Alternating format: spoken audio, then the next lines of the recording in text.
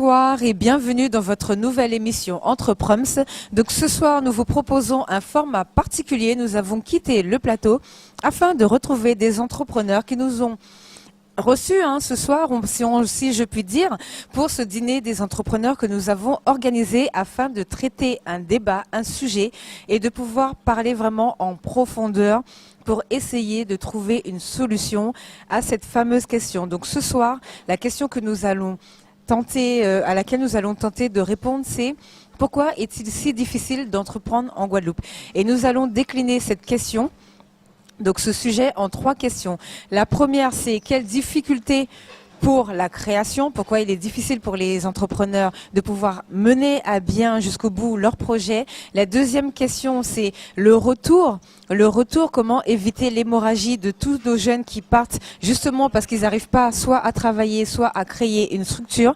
Et le troisième sujet qu'on va aborder ce soir, c'est l'artisanat. Donc l'artisanat local, comment développer notre artisanat pour que les artisans puissent vivre de leur métier une fois qu'ils ont réussi à ouvrir leur structure. Donc ce soir, nous allons recevoir comme intervenant autour de ce repas, donc Maëlle Félix Henry. Bonsoir. Donc n'hésitez pas à prendre le micro pour qu'on puisse bien entendre ce que vous avez à nous dire. Donc vous êtes dirigeante de Com Union Associative. Tout à fait. Alors vous êtes diplômée en Bac+3 en communication. Vous avez exercé durant 5 ans en tant que responsable de communication dans une structure associative, tout en cumulant cette même fonction en tant que bénévole de la Ligue d'escrime de Guadeloupe. Donc vous allez nous expliquer un petit peu tout ça et comment vous avez fait pour joindre les deux bouts avec ces 2 activités-là.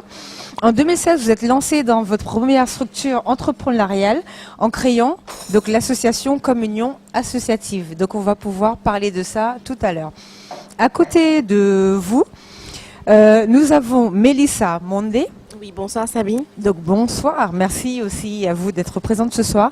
Donc vous êtes une jeune femme de 28 ans et vous êtes gérante de Wicom Caraïbes. Oui, tout à fait, c'est ça. Voilà, donc après un parcours en tant que salarié dans un service d'accueil puis de communication au sein de plusieurs structures, vous avez eu l'idée d'entreprendre parce que ça vous a submergé pendant presque 3 ans et vous allez nous raconter votre parcours du combattant parce que vous êtes né avec cette âme entrepreneuse et un jour vous êtes dit que vous allez vous lancer. On pourra développer le sujet un petit peu plus tout à l'heure.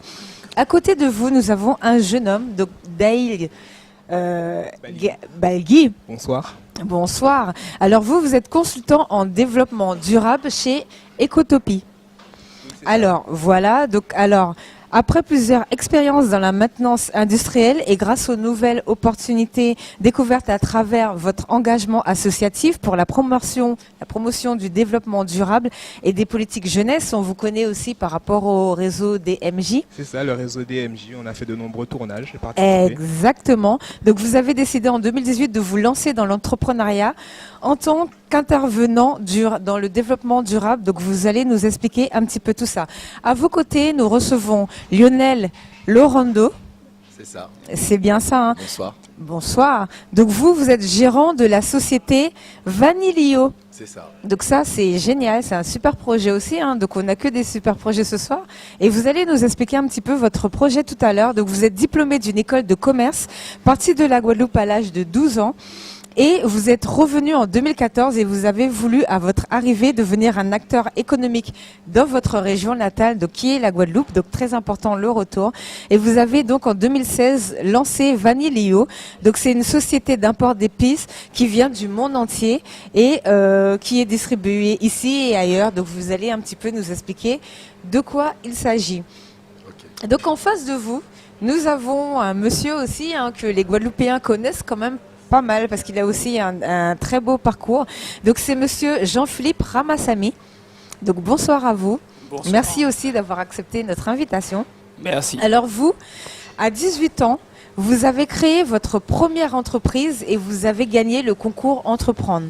Donc ça, c'est vraiment quelque chose, on va revenir dessus tout à l'heure, mais c'est très important d'en parler. Parce que vous avez commencé à entreprendre très jeune, vous avez cette fibre entrepreneur et du coup, vous connaissez vraiment toutes les différentes étapes de tout ce qui est pour la création, les difficultés. Et on va pouvoir revenir avec vous, surtout avec votre projet que vous avez mis en place actuellement pour aider les autres personnes qui veulent entreprendre et pour pouvoir développer les activités. Donc cela vous a permis de prendre de goût l'entrepreneuriat et vous avez continué vos études dans la communication. Vous avez lancé des premières campagnes de strict marketing, communication événementielle et e-communication et vous avez réalisé aussi de la communication politique. Donc à force de constater ce que je disais tout à l'heure, les difficultés d'entreprendre et le manque de réseau et les problèmes de trésorerie, vous avez créé l'association NL et le coin des entrepreneurs. Donc on va pouvoir en parler tout à l'heure. Alors à côté de vous, donc nous avons un invité de marque, invité que nous allons présenter tout à l'heure parce que nous allons, c'est l'invité qui va répondre donc à toutes nos questions ce soir et qui va pouvoir nous aiguiller le plus possible. Donc le meilleur pour la fin. Bonsoir. Donc bonsoir, donc Monsieur Willy Martin. Merci beaucoup de votre présence ce soir. Donc nous avons besoin de vous pour nous éclairer un petit peu sur tous ces différents projets et vous allez pouvoir nous expliquer un petit peu comment entreprendre. Et vous représentez ce soir la Chambre des métiers et de l'artisanat de Guadeloupe. Donc vous allez pouvoir tout à l'heure nous expliquer votre poste, ce que vous faites et comment faire pour entreprendre. Donc on va passer à Kenny Seymour. Donc Kenny, bonsoir. Bonsoir. Donc vous êtes dirigeant de la société Guada Service. Donc vous avez un beau parcours aussi, parce que vous avez pas mal de diplômes. Donc vous avez fait un bac pro de BTP. Vous avez fait un BTS dans le BTP. Et vous avez travaillé 2 ans dans un bureau d'études. Et là, vous travaillez maintenant avec des artisans parce que vous êtes sur un autre projet. Et c'est de ce projet, de la liaison et que vous allez nous parler ce soir pour nous expliquer comment on peut passer d'un projet à l'autre. Donc d'où l'importance de la validation des acquis dont on parlait tout à l'heure. Et comme ça, on va pouvoir un petit peu découvrir toutes ces choses ce soir. Et à vos côtés, donc un chef d'entreprise que l'on connaît bien chez Canal 10, parce que vous avez aussi un très beau parcours. Donc vous êtes Monsieur Yannick André. Donc vous avez Sabine. un bac L. Bonsoir Yannick. Un bac L que vous avez passé ici en Guadeloupe. Ensuite vous êtes parti en Martinique où vous avez obtenu une licence d'anglais avec option FLE suivie d'une allée à Londres en tant qu'étudiant Erasmus. Donc, vous, de retour ici, vous avez poursuivi vos études. Vous avez eu un DEA d'anglais, Master 2, et vous avez pu avoir la possibilité d'enseigner l'anglais au primaire pour les élèves. Et de là, avec tout votre parcours, vous avez fait une formation et vous avez surtout ouvert une école de formation. Et on va en parler tout à l'heure. Et le point le plus important auquel moi je voudrais parler ce soir, c'est que vous faites venir donc des étrangers en Guadeloupe, donc des gens de tout pays pour qu'ils puissent apprendre le français ici. Mais surtout, vous avez mis en place énormément de choses afin de faire partir nos jeunes Guadeloupéens pour qu'ils puissent déjà être formés en anglais et pour qu'ils puissent travailler et faire des formations dans divers pays, donc à commencer par les États-Unis. Et ça, c'est un point exactement très important. Donc déjà, félicitations pour ce projet. Merci. Voilà, félicitations pour ce projet et encore merci d'être là ce soir. Merci beaucoup. Alors, Monsieur Willy Martin, bonsoir. Bonsoir. Bonsoir. Donc, je vais commencer avec vous, donc en vous posant la question, parce que le sujet ce soir, c'est est-il si difficile d'entreprendre en Guadeloupe?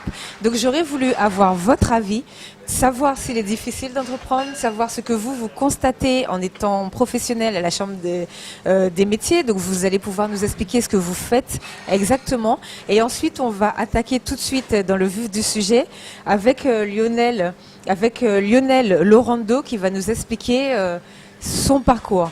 Alors, allez-y, expliquez-nous, est-ce qu'il est difficile d'entreprendre en Guadeloupe?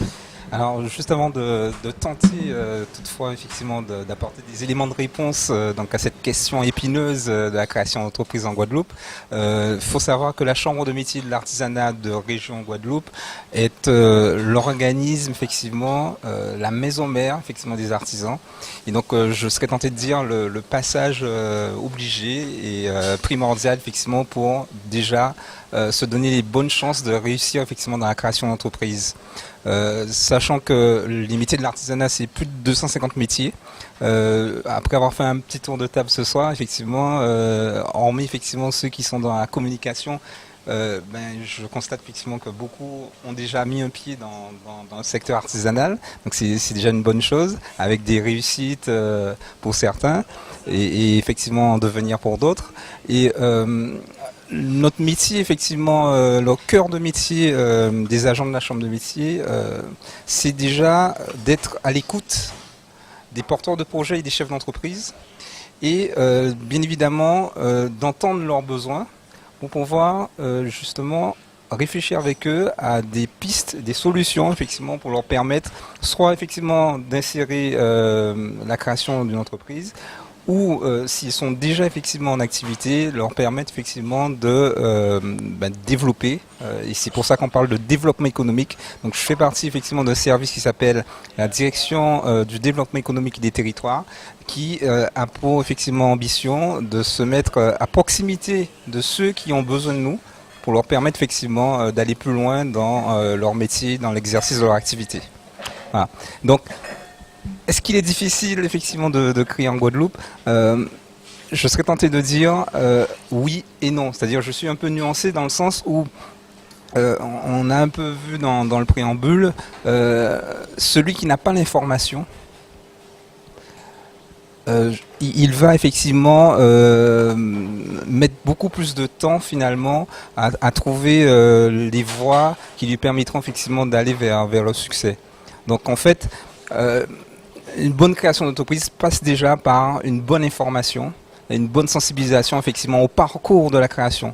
Parce qu'effectivement, on a beaucoup d'informations sur pas mal de supports dématérialisés et autres, mais c'est vrai que ce que je constate notamment dans l'artisanat, si on n'est pas en contact avec ceux qui ont déjà effectivement écumé ce parcours qu'on appelle le parcours du combattant, hein, avec raison ou pas, mais malheureusement ça persiste encore et souvent on parle effectivement d'un manque d'information et de sensibilisation justement assez problématique. Donc vous êtes préparés pour nous ce soir, mais c'est pas grave parce que nous aussi nous sommes préparés pour vous, donc on va pouvoir vous répondre et on va pouvoir, par rapport à ce que vous nous expliquez, pour les gens qui sont pas assez formés ou qui sont formés, savoir si c'est vraiment valable à tous les niveaux, parce qu'il y a des gens qui font les formations un petit peu comme les 5 jours pour entreprendre par exemple de la région, donc après peut-être qu'ils suivent aussi vos formations, savoir si ça fonctionne ou pas, ou s'il faut peut-être changer la communication, je sais pas,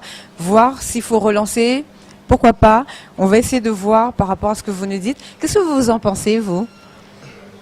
Monsieur Lorando, vous en pensez quoi ? J'en pose beaucoup de choses. Alors sur la difficulté, il a relevé quelque chose qui était très important. Il a dit oui et non. Oui et non, il a raison. Pourquoi ? Parce qu'en fait, la problématique qu'on va avoir en Guadeloupe, on l'aura peut-être pas en Chine, mais on aura un autre problème. Donc il faut se focaliser sur ce qu'on a envie de faire et pas sur toutes les montagnes, enfin tous les obstacles qu'on va rencontrer lors de ce fameux parcours du combattant. Maintenant, j'ai bien compris le sens du débat, donc on va on va aller dans le vif du sujet. On parlait de formation, d'information.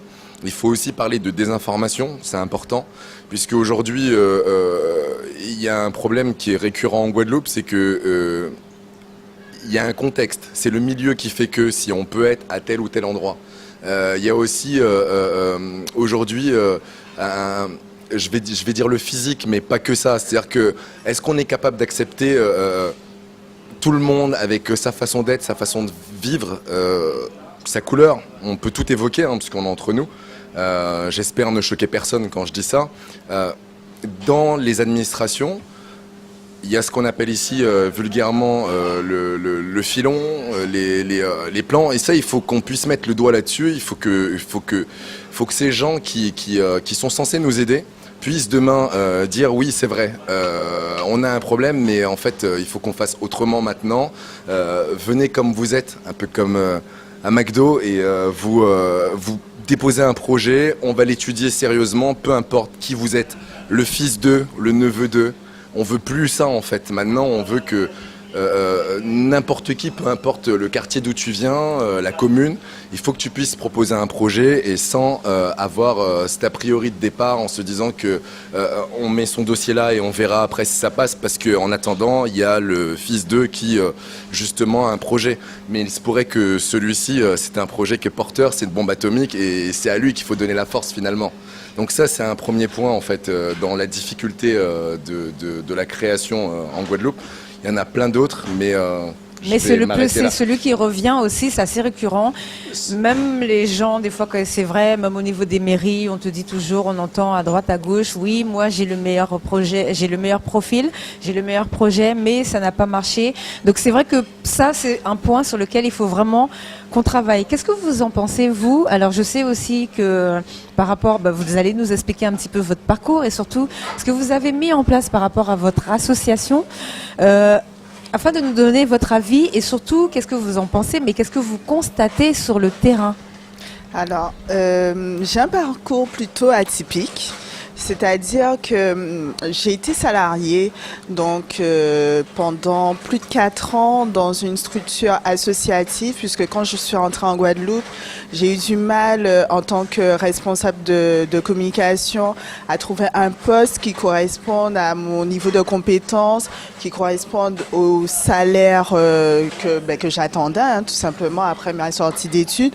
Donc pour le coup, il y a une association sportive, puisque j'ai été sportive de haut niveau, donc qui m'a fait la proposition de l'aider sur le développement de sa communication.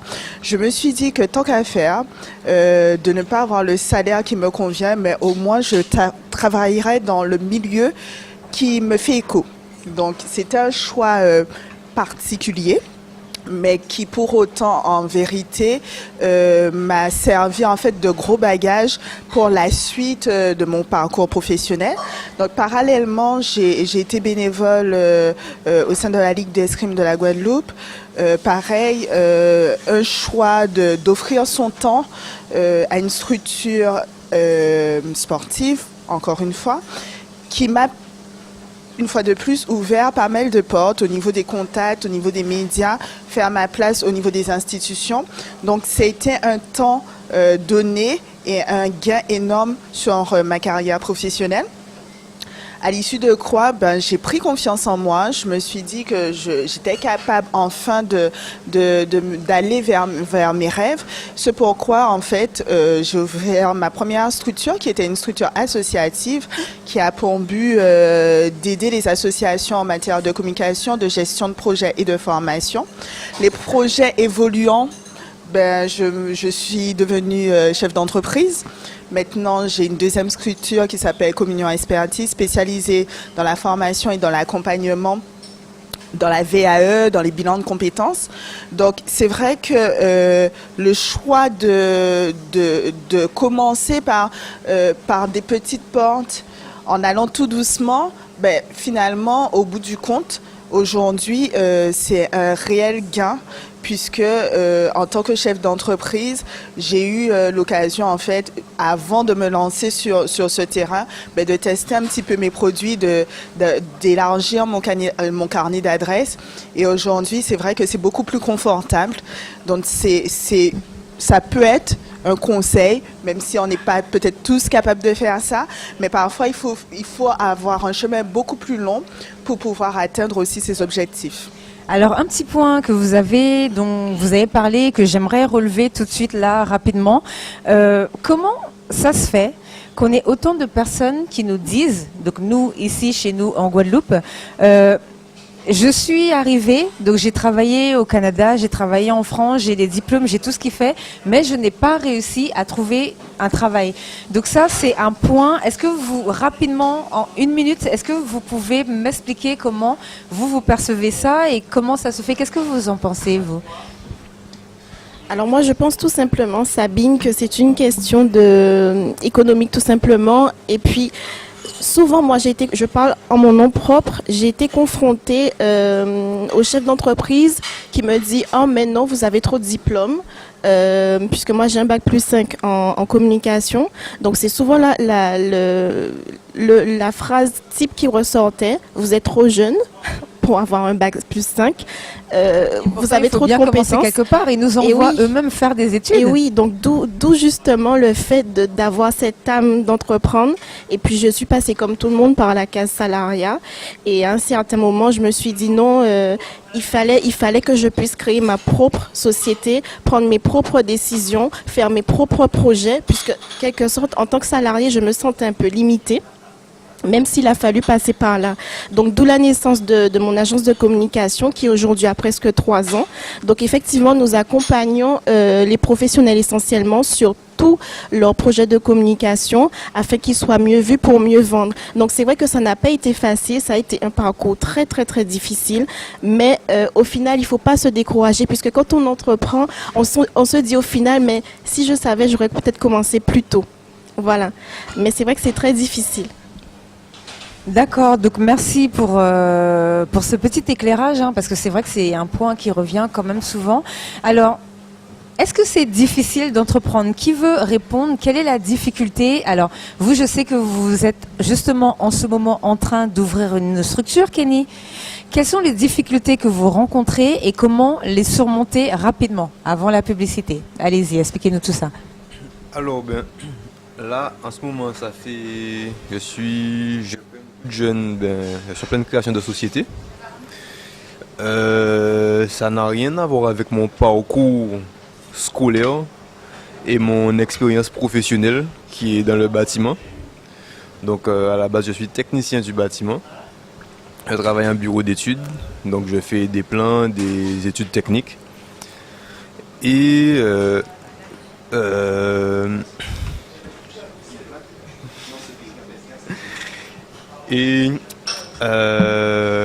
par pur, on va dire sur un coup de tête, j'ai comme un flash, on va dire. Eu envie, voilà, de se lancer, de partir dans autre chose, dans un autre domaine. Voilà, ça s'est révélé à moi du jour au lendemain.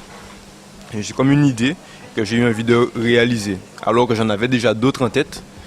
Et puis depuis 6 mois, là, je travaille dessus, je fais des tests. Alors c'est la transformation de fruits frais. Je fais des tests là jusqu'à l'heure d'aujourd'hui. J'ai déjà vu les différents professionnels, tout ce qu'il faut, mes futurs associés. Ça fonctionne. Voilà, donc là je suis ici aujourd'hui pour savoir quel chemin ne pas prendre et quel chemin prendre. Alors bon, ça c'est très... Alors je tiens à préciser déjà que vous êtes très jeune, donc c'est bien quand même, parce que c'est important que nos jeunes sachent que des jeunes entreprennent. D'ailleurs, c'est pour ça que c'est bien d'avoir un jeune homme qui a fait sa première entreprise à 18 ans et qui a été récompensé pour ça, qui a gagné un concours d'entrepreneuriat. Peut-être juste un petit mot pour la fin avant la publicité, c'est ça ? Déjà, bravo à toi déjà de prendre le risque. Le problème en Guadeloupe, il y a beaucoup de difficultés. La difficulté, c'est l'environnement, comme disait mon collaborateur, enfin ma connaissance. L'environnement. Nos amis, nos familles ne consomment pas les produits que nous faisons et ne nous incitent pas et ne nous poussent pas. Entièrement d'accord avec ce point. La région et les politiques ont du mal à nous aider, comme disait mon collaborateur, mon ami. On a un problème de couleur, on a un problème de jeunes. À moi, à 18 ans, je suis diplômé. Je suis major de toutes mes promotions. Pendant que je passe mon bac, j'ai une entreprise. Mon oncle me dit que ça ne va pas marcher, déjà de base. J'ai 12 salariés à 18 ans en fait. J'embauche. Ça, franchement, encore félicitations pour ça. Et en gros, merci, mais en gros, même le rectorat me fait des propositions. Donc du coup, je continue en BTS. mais ni ma famille, j'ai pas beaucoup de soutien, j'ai pas d'argent, etc. Donc j'ai vécu toutes les difficultés qui étaient possibles et imaginables. Je n'ai trouvé personne. En fait, être entrepreneur, c'est un combat, mais combattre en Guadeloupe et en étant noir et en étant jeune, c'est compliqué. J'ai été proposé mes projets et bien évidemment tout le monde m'a dit que c'était bien, mais personne ne me faisait confiance. Donc du coup aujourd'hui, c'est pour ça que j'ai créé cette association NL, le coin des entrepreneurs, pour dire que la réalité c'est que quand on a un problème, il faut trouver la solution. Et la solution, c'est le lionnage, le réseautage. Combien de personnes en Guadeloupe sont capables d'acheter un t-shirt à 100 € qui appartient à un Guadeloupéen? Le problème, c'est pas les autres, hein, c'est nous. Nous sommes d'accord aussi sur ce point. Alors, nous allons vous laisser pour une courte page de publicité. Nous allons revenir justement sur ce point et vous allez peut-être très rapidement nous donner une fraction de réponse par rapport au fait que nous ne soyons pas suffisamment accompagnés. Merci, à tout à l'heure. Nous sommes de retour sur le plateau. Alors déjà, merci. Nous sommes au restaurant L'Oursin Blanc pour vous donner un petit peu plus d'explications parce que nous sommes en train de faire un débat, donc un dîner avec les entrepreneurs et c'est chaud, chaud, chaud. Tout le monde parle et je voulais absolument qu'on puisse revenir tout de suite afin que vous puissiez suivre ce débat qui est très intéressant. Donc avant la coupure pub, nous étions en train d'expliquer que des fois il y a un problème au niveau de l'accompagnement et justement je demandais à monsieur Willy Martin de nous expliquer, de nous éclairer sur ce petit point, comment ça se fait qu'il y ait autant de personnes qui estiment qu'ils sont mal accompagnés. Donc est-ce que c'est un problème de communication dans le sens où les gens ne savent pas ce qu'ils doivent faire? Est-ce que c'est un sens où nous le savons déjà, d'ailleurs c'était notre premier sujet l'année dernière pour notre première saison, tout le monde n'est pas fait pour entreprendre, donc c'est vrai qu'après il y a un profil. Donc est-ce qu'il y a de ça aussi ou est-ce qu'il y a vraiment un problème au niveau des institutions et auquel cas il faut en parler pour essayer de trouver la solution? Qu'est-ce que vous en pensez et qu'est-ce que vous pouvez répondre à ça s'il vous plaît? Alors, concernant effectivement l'accompagnement, est-ce qu'il est perfectible? Est-ce qu'il est effectivement, est-ce qu'il y a un souci à ce niveau-là? Les réseaux d'accompagnement, ils existent. La Chambre de métier est un réseau comme un autre, mais plutôt ciblé effectivement vers un accompagnement pour la création dans le monde artisanal. Mais vous avez effectivement d'autres réseaux, pour ne pas les citer effectivement, BGE, Initiative Guadeloupe. La région à un temps donné effectivement a aussi monté son réseau avec une structure qui s'appelait il y a quelque temps Guadeloupe Expansion. Donc en fait, des réseaux, et puis il y a le réseau Entreprendre, il y a des réseaux qui existent effectivement sur le territoire. Maintenant, je serais tenté de dire que il y a des profils d'entrepreneurs qui effectivement peuvent s'affranchir de ces réseaux. Tout à l'heure on en parlait. Oui, c'est de ça et qui exactement sont suffisamment dont on parlait. autonomes pour effectivement aller puiser l'information et les ressources Chercher par nécessaires eux-mêmes et créer par pour pouvoir eux-mêmes, effectivement oui. créer et donc mettre un pied effectivement dans le monde de la création d'entreprise. Maintenant, ce que j'observe surtout, c'est que finalement ceux qui en ont le plus besoin ont du mal à franchir le seuil des portes des réseaux qui pourraient effectivement les accompagner. Et ça, parfois pour des choses très simples, c'est-à-dire que ce que j'observe, c'est que cette crainte effectivement de franchir le seuil de la porte de ceux qui peuvent vous accompagner, parfois se résume au fait que la stratégie, ou en tout cas l'idée qu'on a de créer n'est peut-être pas assez effectivement approfondie, et donc la peur peut-être de se retrouver en face de quelqu'un qui va peut-être avoir un jugement a priori sur un projet qui est peut-être pas assez, alors que justement l'idée c'est de venir avec ce qu'on a, donc le bagage qu'on a, l'expérience qu'on a, pour justement se faire accompagner, se faire aider dans cette voie. Alors n'hésitez pas à répondre, vous pouvez prendre les micros surtout, allez-y. Je voulais rajouter quelque chose de très important tout à l'heure. Il disait que sa famille ne l'a pas accompagné. Ça, c'est un point où il faut vraiment prendre le temps de l'expliquer, ce point-là. Notre insularité fait qu'aujourd'hui, il y a un endoctrinement qui a été fait en fait au préalable. Aujourd'hui, 80% des familles antillaises, je précise bien les familles antillaises, pour eux, la définition même de la réussite de son enfant, c'est qu'il soit fonctionnaire ou autre. Ça, c'est déjà une première barrière. C'est-à-dire que le gamin qui, lui, même s'il a envie, justement, il peine à passer le pas de la porte. Pourquoi? Moi, je prends mon exemple. Je suis diplômé de Paris-Dauphine. J'ai un master 2 en marketing relationnel avec bien d'autres trucs qui aujourd'hui ne me servent pas à grand chose. J'ai été à l'école, je vous le dis en toute honnêteté, pour faire plaisir à mes parents, surtout ma mère qui elle n'a pas été à l'école. Donc je voulais lui montrer qu'en fait c'est possible. Mais je savais déjà ce que je voulais faire, quand bien même quand j'ai fini en fait ma scolarité, j'ai tout de suite entrepris. Je ne voulais pas aller travailler. Je n'ai jamais fait un CV de ma vie pour dire je demande un job quelque part. Maintenant. Alors on va peut-être raccrocher les micros pour que les gens entendent bien sur les différents points. Là c'est mieux ? Oui, je pense. Voilà. Alors maintenant, quand je rentre ici, il y a 5 ans maintenant. Et ça arrive à notre deuxième débat, justement, puisque le deuxième point qu'on va, comme on vous disait tout à l'heure, c'est le retour ou comment éviter que les gens partent surtout. Donc là, c'est très bien que vous enchaîniez, justement. Voilà, c'est ça. Alors pour moi, le premier point, parce que quand on fait le tour de soi, on regarde son environnement, c'est d'abord la famille. La première personne à qui on pourra vendre si on fabrique du sucre, c'est son père, son sa voisin, mère. exactement, son voisin, son entourage. Maintenant, moi, quand je suis rentré, j'ai dit bon ben voilà, je veux faire telle et telle activité. Tout le monde m'a regardé comme un fou en fait chez moi, parce qu'on se disait mais pourquoi tu te prends la tête? Va dans la clim, va travailler à la mairie. Tu auras un bon poste, tu seras bien, tu pourras construire ta maison et avoir une sécurité de l'emploi. Et moi, pour moi, ça a toujours été le contraire. Ça a été une non-liberté en fait, d'être justement dans ce type de structure et se dire que on ne peut pas faire telle et telle chose. Moi, dans mon activité, je travaille sur les marchés, je les fournis. Mais je kiffe me lever le matin à 5h, aller dans le soleil avec les mamies, leur vendre des épices. Je préfère 1000 fois ça que justement de traiter. Mais c'est ce qu'on disait tout à l'heure. Tout le monde n'est pas fait pour entreprendre. Pour entreprendre. Mais il y a plein d'éléments extérieurs qui font que, même si quelqu'un aurait une moindre petite idée pour se dire je vais faire, au premier mètre qu'il va parcourir, il aurait une montagne d'objections en fait sur son projet. Ça rejoint ce que j'allais dire parce que moi aussi, par rapport à mon expérience, je suis passé par plusieurs étapes. Celle d'être salarié, à la différence de toi, c'est que moi j'ai mis les pieds au Pôle emploi, j'ai mis les pieds aux différents endroits où on est censé avoir de l'aide. Donc je sais exactement comment ça se passe.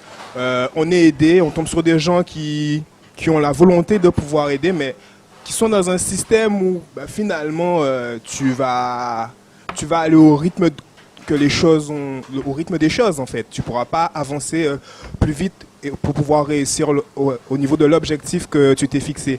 Mais ce que je voulais dire, c'est que voir l'entrepreneuriat et rentrer dans le monde de l'entrepreneuriat, on s'attend pas à ce que en fait le monde se retourne contre soi. C'est ça. Quand on rentre dans le monde de l'entrepreneuriat, il faut être prêt à affronter le monde entier pour défendre son idée. Ça, alors, mais comment faire du coup? Je voudrais justement donc, très bien que vous récupériez, c'est à vous que je pose la question parce que vous avez l'habitude d'accompagner des gens qui reviennent. Donc vous connaissez ces difficultés. Ce sont des gens qui sont diplômés. Donc tout à l'heure on disait que des fois on leur reproche d'être trop diplômés. Pourtant on nous envoie faire des études pour pouvoir reconstruire le pays et surtout c'est important que la force vive reste ici pour pouvoir faire vivre le pays. Donc comment, maintenant qu'on sait qu'on a identifié le problème, comment faire pour solutionner? Qu'est-ce qu'on peut faire pour améliorer tout ça? Alors, je fais partie des personnes qui sont allées se former en France hexagonale pour justement perfectionner les compétences, revenir avec un réel bagage derrière elles. Aujourd'hui, je ne regrette pas du tout parce que au-delà de partir se former, c'est aussi prendre de l'expérience, c'est aussi ouvrir ses horizons et je pense qu'en soi, ce n'est pas une mauvaise chose. Ce qui pose problème, c'est quand nos jeunes ne reviennent pas. C'est ça la problématique. Qu'ils partent, c'est une chose, Nous sommes d'accord. L'objectif maintenant, c'est qu'ils reviennent. Aujourd'hui, les jeunes, quand ils reviennent, sont souvent livrés un peu à eux-mêmes. C'est-à-dire que quand tu as passé X temps, disons à peu près une moyenne de 5-6 ans en métropole et que tu reviens en Guadeloupe, mine de rien, même si c'est ta Guadeloupe, mais il y a quand même des petites choses qui ont changé et tu es ici chez toi sans exactement, il y a une réadaptation à se faire. Aujourd'hui, les réseaux, pour moi, sont la force numéro 1 d'un jeune qui retourne en Guadeloupe. Il existe énormément de réseaux comme celui du confrère qui est autour de la table, notamment, mais un des réseaux, par exemple, moi, sur lequel j'œuvre, Jeunesse Outre-mer, c'est également un réseau qui facilite l'intégration de nos jeunes en Guadeloupe et qui permet justement de mettre ces jeunes dans un réseau qui va les mettre au contact des différents recruteurs. Donc, il y a le mien, mais il y en a plein d'autres qui, justement, à mon avis, sont les clés, quelque part, de la réintégration en Guadeloupe. Il faut surtout pas rester dans son coin, démarcher dans son coin, parce que c'est là où il y a toute la pénibilité qu'on a plus ou moins tous connue, hein, je pense. La pénibilité, elle arrive vite, puisqu'on se dit, ah ben moi je reviens avec un bac+3, un bac+5, finalement j'arrive pas à travailler. Oui, mais ne reste pas seul. J'ai envie de dire à ce jeune, ne reste pas seul dans ta recherche. Entoure-toi de personnes qui ont eu ce parcours ou bien qui peuvent tout simplement être facilitateurs. Donc, il faut oser sortir dans sa zone de confort pour pouvoir mieux s'approprier le marché guadeloupéen. D'accord. Donc, comment stopper l'hémorragie? On sait que nos jeunes partent, on sait que ça pose des problèmes, même politiques, puisque le pays est en train de se vider de sa force vive à vitesse grand V. Donc, comment on stoppe ça, sachant que la première cause du départ, c'est quand même le travail. Ils n'arrivent pas à se projeter, ils n'arrivent pas à trouver un emploi, ils n'arrivent pas à créer, puisque visiblement, c'est difficile de pouvoir créer une structure. Donc, comment éviter cette hémorragie? Alors, je me permets de dire que la première chose, c'est de faire confiance à ces gens-là, qui sont en fait nos frères, nos sœurs, nos cousins, nos cousines, nos voisins qu'on a vu grandir. Et c'est pour ça que j'ai fait le choix personnellement de donner la priorité aux nôtres dans ma structure. Et je le dis sans rougir, sans pâlir, parce que je suis conscient que 60% de chômage chez les moins de 25 ans, Oui, nous sommes c'est pas d'accord. n'importe quel chiffre. Oui. Surtout qu'ils travaillent, les clichés, Par là, contre- c'est insupportable au bout d'un moment. Par contre, Donc ils sont suis- ponctuels aussi, donc voilà. oui, la ponctualité, etc. Quand on choisit d'être salarié, c'est un choix. Il faut aussi être conscient que justement, je ne dis pas que le chef d'entreprise ne doit pas être à l'heure, c'est pas ça. Je dis juste que si on a choisi d'être salarié, c'est parce qu'on veut s'éviter peut-être certaines responsabilités, mais il y a aussi des devoirs, comme par exemple celui d'être à l'heure. Parce qu'on ne peut pas faire ce qu'on veut. Et même le chef d'entreprise, il ne peut pas faire ce qu'il veut, même s'il voudrait bien. J'ai aussi eu des déconvenus avec nos propres compatriotes, comme on dit, de Guadeloupe, puisque j'ai dû me séparer de personnes avant même la fin de la période d'essai, par exemple. Tout simplement parce que on pense que parce que c'est quelqu'un, c'est un des nôtres, tout va aller comme ça doit aller. Sauf que on se rend compte aussi qu'il y a beaucoup de laxisme, beaucoup de mensonges sur les CV et beaucoup un manque de compétences purement. Et à ce moment-là, on est très tenté de faire ce que beaucoup font, c'est-à-dire faire Aller appel chercher des personnes de l'extérieur, Tout à fait. comme les entreprises. Donc il y a aussi une éducation à l'entrepreneuriat, une éducation à la vie d'entreprise, puisque c'est pas, il le disait bien, c'est pas notre tradition. Mes deux parents sont fonctionnaires, Oui, ça c'est vrai. personnellement, et ils m'ont toujours poussé à passer un concours pour être prof d'anglais dans les collèges-lycées, ce que j'ai fait. Sauf que je me heurtais à un mur, je voyais bien que c'était pas pour moi. Je faisais une overdose de livres de Shakespeare, j'en pouvais plus. Oui. Donc Alors, je pour sentais répondre, bien juste pour qu'il répondre fallait que... au point pour les personnes qui viennent de l'extérieur. Donc je vous rassure tous tout de suite, les personnes qui viennent de l'extérieur, ça se passe mal aussi avec eux des fois. Moi j'ai eu beaucoup de témoignages de personnes qui ont fait venir des gens de métropole et qui après se sont bien retrouvés embêtés avec quelqu'un à qui ils ont dû payer le loyer, faire venir la femme et tout, le conteneur. Ils se seraient économisé beaucoup d'argent en employant nos jeunes parce qu'on a beaucoup de chômage dans notre population et ils se seraient évité énormément de problèmes et bien des choses qui ne leur seraient pas arrivées en employant des gens d'ici. Donc c'est pas forcément la solution.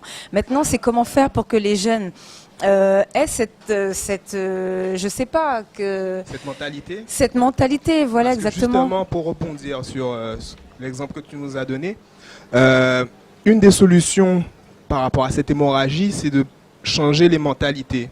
Les mentalités qui veulent que, la mentalité qui veut que je sors de métropole et je reviens en Guadeloupe en espérant trouver un travail tout de suite, en sous-estimant l'effort qu'il y a à faire pour pouvoir y arriver. Parce que, je donne un exemple concret, c'est pas parce qu'on est du pays qu'on revient qu'on va trouver un job. C'est pas un dû, il faut se battre pour ça. Et je dis ça parce que je connais des gens, on va les appeler de l'étranger, qui sont venus et qui n'ont pas peur de vendre du coco au bord de la route. Alors que... Ça, exactement. Moi, je vais juste rebondir. Je suis d'accord avec ce que vous avez dit sur le plateau, mais il faut savoir que le problème, il faut venir à la genèse du problème. Le problème, c'est quoi? C'est l'éducation, tout simplement.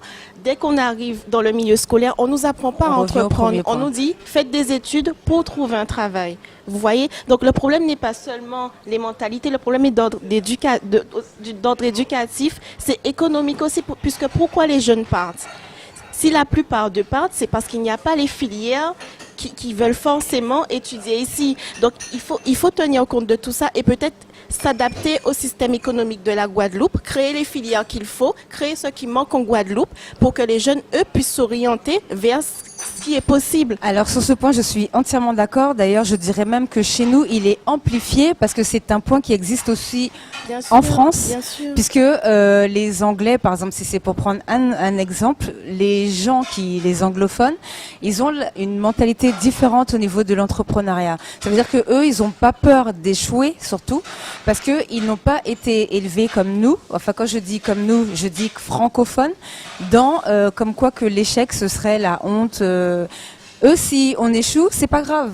On va réessayer un autre jour et on va y arriver la prochaine fois. Et ça, c'est aussi une chose qui joue pas mal dans la mentalité qu'on a au niveau de l'entrepreneuriat. Et puis de toute façon, je suppose que chacun d'entre nous ici présents, on a tous fait des erreurs, on a tous commis des erreurs. Donc de ces erreurs-là, on apprend.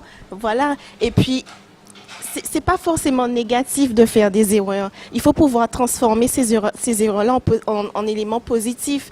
On ne peut pas être entrepreneur et ne pas faire d'erreurs dans la mesure qu'on a des choix stratégiques à faire à court, à moyen et à long terme. Ces choix peuvent être positifs, ils peuvent être négatifs, mais dans tous les cas, on doit avancer. Donc, peut-être inculquer une autre façon de penser à nos enfants, aux jeunes qu'on côtoie, sans forcément leur dire entreprendre, c'est facile. Entreprendre, c'est difficile. Il y a toute une éducation à faire autour. Ça, c'est mon avis. Voilà. Bon, oui. Nous avons créé le réseau Entreprendre et l'association Entreprendre parce qu'il y a une réalité terrain. Il y a une réalité d'entraide et de réseautage. Il faut le dire clairement en Guadeloupe. Tu n'as pas de réseau, ça ne va pas. Ça, c'est un gros problème qu'on a chez nous. Ça serait bien de travailler dessus. J'ai constaté que je n'ai pas de prêt de banque, je n'ai pas de subvention, je sais pas.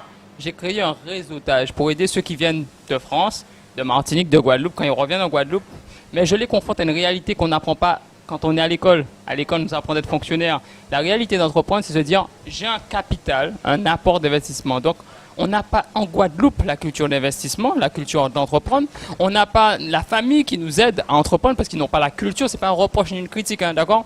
C'est pour ça que j'ai créé cette association. Aujourd'hui, on a des collaborations avec la banque, avec la région, avec l'Initiative Guadeloupe, avec l'ADI.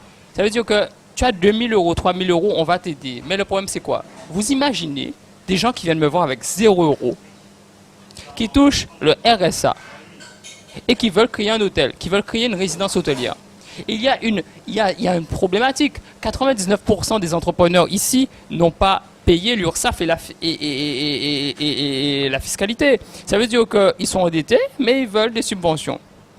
Donc, ça veut dire qu'il y a beaucoup de problématiques à soulever. Donc ça, c'est important d'en parler aussi, puisque ça voudrait dire que les gens, on va dire, je sais plus, peut-être c'est vous qui me disiez, ils mettent la charrue avant les bœufs sur certains... oui. Donc sur certains points, et ça peut être... Après, le résultat, c'est la région m'a pas donné ma subvention, alors qu'en fait, c'est vous-même qui avez fait le dossier à l'envers ou qui avez pris le... On ne peut pas être chef d'entreprise, comptable, avocat, monteur de dossier, financier, banquier, etc. Il faut maîtriser la banque. La banque te demande un apport de 20 à 30%. Tu n'as pas d'apport, tu veux Et les ouvrir ton subventions, restaurant. nous sommes Il y a un d'accord, problème. et c'est vrai Il y a qu'au un niveau des problème. subventions, ça c'est quelque chose à Il y a un savoir problème. aussi. Lorsqu'on vous accorde une subvention, ça veut dire que vous avez déjà un dossier, donc peut-être vous pourrez peut-être en parler pour expliquer un petit peu plus comment ça fonctionne. Mais surtout, il faut que vous puissiez fonctionner.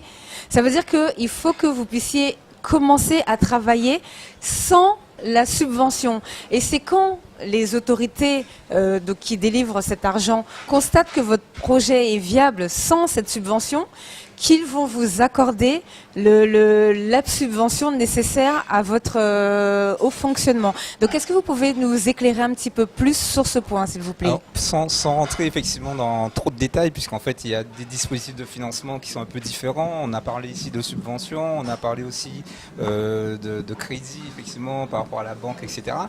Mais il y a une notion fondamentale en entreprise. Et d'ailleurs, avant juste de revenir là-dessus, effectivement, c'est qu'on parlait tout à l'heure de notre jeunesse et donc qu'est-ce qui serait intéressant de faire pour inculquer cette culture entrepreneuriale à nos jeunes, c'est déjà de faire comprendre à un jeune que tout ce qui se passe autour de lui est lié à une entreprise.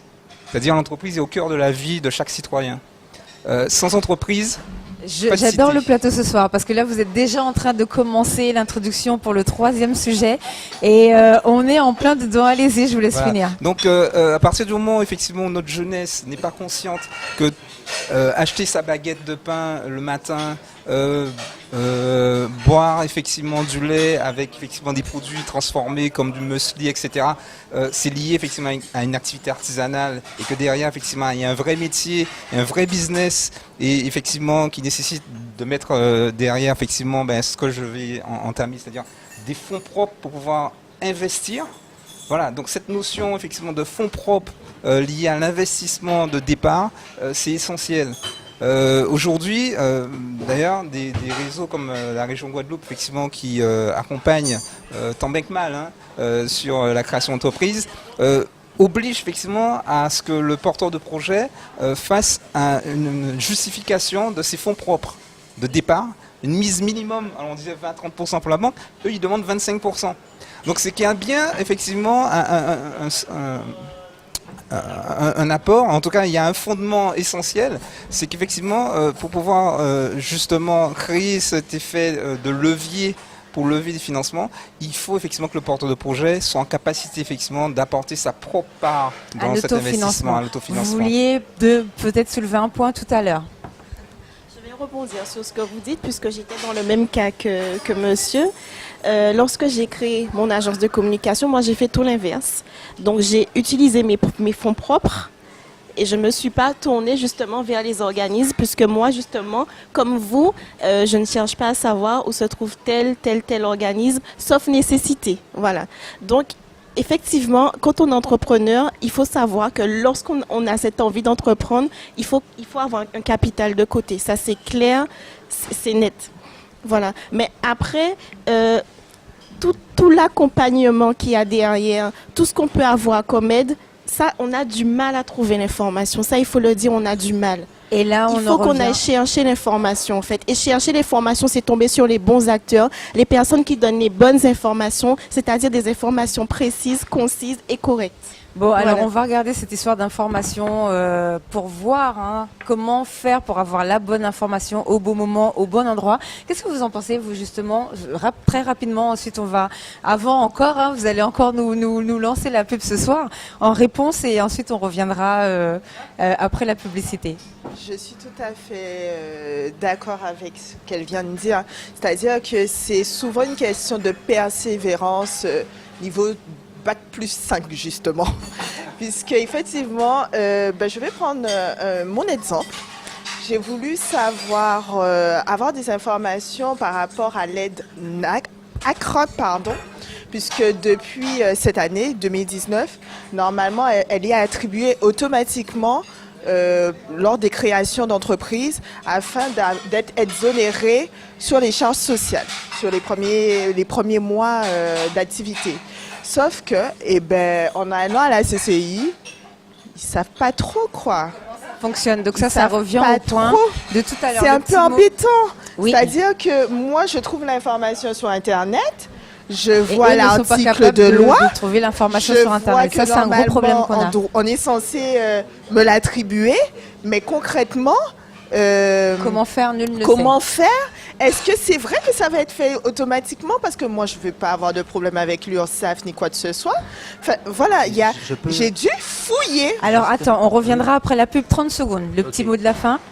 Juste pour vous dire que être entrepreneur, c'est d'abord, avant d'investir, se renseigner. J'ai 10 euros, comment je fais? Parce que mon restaurant, il coûte 100 euros. C'est très simple, hein. Si on n'a pas un minimum de ça, se dire que j'ai 10 euros, mais mon restaurant coûte 100 euros, comment je fais pour arriver à 100 euros? Comment je fais arriver à 100 euros d'investissement? Et pour ce faire, en Guadeloupe, la première problématique, à part la culture, à part l'environnement économique, c'est le fait qu'on attend sur la région ou Oui, trop Chambre des métiers d'assistanat. et autres. Bon, on Donc, va du coup, en reparler tout de suite après la publicité. Merci. Donc, juste avant la publicité, nous étions en train de parler de cette histoire de financement. Vous vouliez dire deux mots sur le sujet? Juste pour finir. Bon, bah, allez-y. Excusez-moi, juste Pas pour de finir. problème. C'est pour ça que quand j'ai constaté tous ces problèmes entre l'obtention de banque, l'obtention de FEDER, l'obtention d'ARIS, il y a eu un problème dès la base. La base, c'est que moi, je suis un entrepreneur, mais je ne sais pas comment être éligible. Mais je suis un maçon. Donc, je suis four et moulin dans les clients et monter le mur et monter la bâtisse. Mais je ne réfléchis pas à comment négocier avec le fournisseur et comment avoir des aides pour acheter la matière première. Donc, je n'ai pas assez de fonds, de trésorerie, mais je ne sais pas. Mais avant de monter la société, il fallait se renseigner sur ce fait. Être entrepreneur, ce n'est pas être seulement au four et au moulin, donc construire le pain. C'est aussi chercher l'information. Mais pour ce faire, si on est un maçon, qu'on n'a pas l'intellect, le bac plus 5, le bac plus 8, le bac plus 10, c'est aussi d'avoir l'intelligence de dire que j'ai 1 euro. Je mets 1 euro dans un cabinet ou dans une association ou dans un expert comptable compétent, mais en Guadeloupe, on ne veut pas payer l'expert, mais on veut monter le mur. Ça revient à ce que je disais tout à l'heure avec la mentalité anglophone, parce qu'aux États-Unis, ils n'ont aucun problème, avant d'ouvrir une entreprise, de pousser le cabinet d'un avocat, de dire voilà, je veux monter mon entreprise, faites-le pour moi. Et l'avocat le fait pour la personne. On a offert dans notre association, on est avec Maître Del Vecchio, l'expert comptable Serva Vladimir.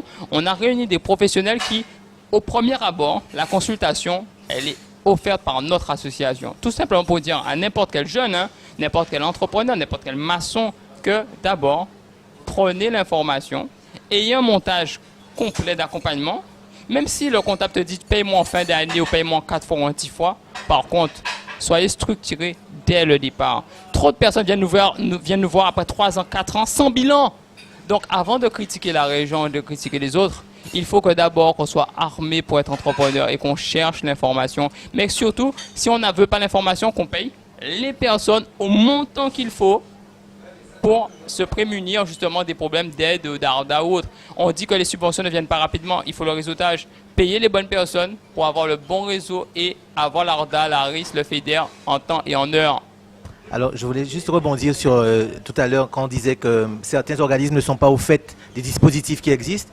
Juste par rapport à la boutique de gestion qui m'a accompagné dès 2008 quand je suis rentré. Moi, j'étais dans un contexte très littéraire. Hein. Donc, Excel, moi, je ne connaissais pas. Je suis arrivé à la boutique de gestion, on m'a mis assis, on m'a dit, bon, monsieur André, vous voulez faire ça, ça, ça, très bien. Sachez juste qu'il va falloir savoir maîtriser tel et tel logiciel. Donc, asseyez-vous, voilà comment ça fonctionne. Par contre, vous êtes exonéré de charges sociales et fiscales maintenant, mais dans 2 ans, il va falloir faire tel chiffre, monsieur André. Sinon, vous n'allez pas pouvoir tenir. J'étais déjà préparé, j'étais déjà au fait des choses, et ce qui est encore de plus excellent, c'est que 4 ans après, ils m'appellent, ils me disent, monsieur André, mais votre profil nous intéresse pour un concours, talent des cités. Je dis, bon, moi j'y vais comme ça en touriste, et je suis sélectionné, je me retrouve au Sénat, récupérer mon prix. Et c'est là que je me suis dit, wow, mais en fait, ils sont vraiment derrière moi, quoi. Ils m'équipent, quoi. Ils m'accompagnent. Et si je peux me permettre, dès qu'on me demande comment faire pour la création d'entreprise, je dis, t'embête pas, tu vas à la boutique de gestion et tu fais ce qu'ils te disent et tu restes concentré sur ton activité et tu seras bien accompagné. J'aimerais juste te demander tout à l'heure si je pourrais faire une offre parce que je recherche des collaborateurs. Mais au contraire. Oui, d'accord. Merci. Mais nous la poussons. Ok, très bien. Oui. Je peux le faire tout de suite? Oui, pas de problème. Alors, dans notre centre de formation linguistique, on recherche, dans le cadre de notre club social d'échange qui s'appelle Yonalot, on recherche des personnes indépendantes, c'est-à-dire des personnes qui sont à leur compte, d'accord? Puisque ça, c'est aussi une réalité. On ne peut pas se permettre d'offrir un CDI ou un CDD comme ça, puisqu'il faut qu'on sache à qui on a affaire. Donc, je recherche des personnes freelance, auto-entrepreneurs, via une association ou autre, qui connaissent le pays, qui y vivent et qui sont capables d'être un opérateur, animateur, on va dire, touristique et culturel, dans le sens où toutes ces personnes qu'on fait venir chaque année pour apprendre le français, environ 200-300 qui viennent du monde entier, depuis 1994, quand elles arrivent ici et qu'on leur a fait leur cours de français le matin, elles ont envie d'apprendre ce que c'est que la Guadeloupe. Et les locaux qui viennent aussi au Club Yonalot, qui viennent pratiquer leur anglais ou autre, ben, ils ont envie aussi qu'on leur permette de rencontrer d'autres. Donc on cherche quelqu'un qui non seulement pourra mettre en place des circuits de découverte, mais aussi organiser des événements comme celui-là et autres. Sous-traitance, très important la sous-traitance. Voilà. Et c'est vrai que ça crée énormément d'emplois lorsqu'on a une entreprise de passer par des sous-traitants. Donc c'est une Tout à fait. Merci en tout cas pour l'offre Voilà. d'emploi. D'ailleurs, on va même la publier. Merci. Et on mettra sur les réseaux sociaux, comme ça les gens pourront Merci. la voir. Vous vouliez intervenir tout à l'heure? En fait, c'était juste pour ajouter quelque chose à ce qu'il disait. La réalité, en fait, dans entreprendre, on pourra se plaindre autant qu'on le voudra. Entreprendre, c'est sortir de sa zone de confort et se mettre en danger. Il faut jamais oublier C'est ça, vrai. en fait. Quand on entreprend, dans les débuts, les gens pensent tiens, je vais créer une société, demain je fais le million. Lui, il faut qu'il reste, il faut qu'il retourne à la maternité, qu'il recommence une vie. Ça n'a rien à voir, en fait. C'est pour ça que j'entends bien dans son intonation en fait cette envie de défendre les institutions en disant que effectivement il y a des problèmes, hein, on les a soulevés, mais les futurs entrepreneurs ou ceux qui entreprennent, ils se lèvent le matin en se disant bon ben tiens je vais faire ça, mais à aucun moment il se met en danger, à aucun moment un vrai leader, qu'est-ce qu'il fait le leader? Si le matin il se lève, il n'a aucun problème à gérer, c'est pas un leader. Moi, le matin, je me lève, je kiffe me dire, mais qu'est-ce que j'ai comme problème aujourd'hui? Je vais voir tel et tel salarié, je dis, mais qu'est-ce qui se passe? Si j'ai rien à résoudre, ben, je rentre chez moi, je vais dormir. Il faut avoir des problèmes à régler, en fait. C'est important, sinon la routine s'installe, on n'aime plus ce qu'on fait. Et il n'y a plus cette espèce de fibre, en fait. Le challenge. Le Voilà, challenge, c'est ça. c'est important. Voilà, c'était pour ajouter une petite touche à ce que tu disais tout à l'heure.